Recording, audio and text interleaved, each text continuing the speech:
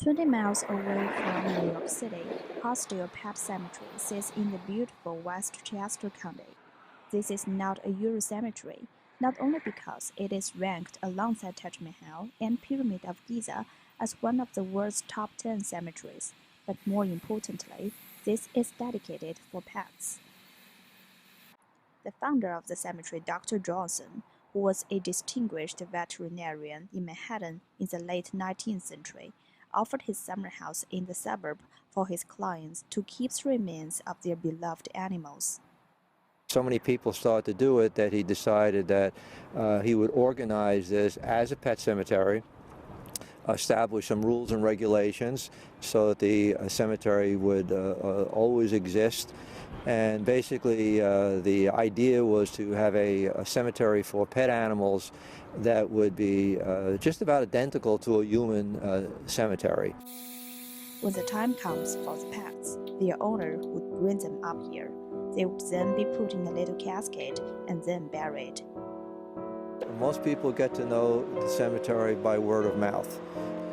Well over 50%, maybe a lot more, are either children of folks who are buried here, in many cases grandchildren. They have a friend who is buried here. Someone has buried here. And we also get a number of people who on the road that I'm looking at, Central Avenue, say, you know, I've been going by the cemetery for a long time, and I knew from going by it and looking at it that when the time came that I would want to bury my pet here.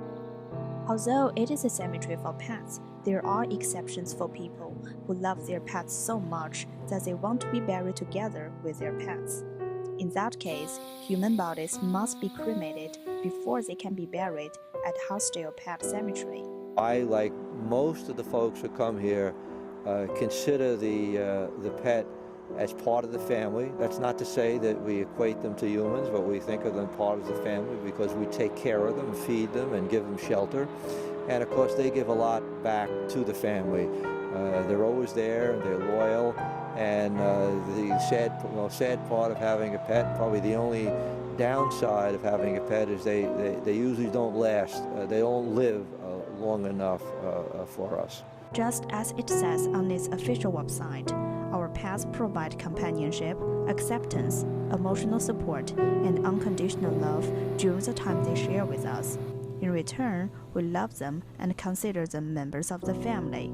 So when that special relationship comes to an end, it is only natural to grieve.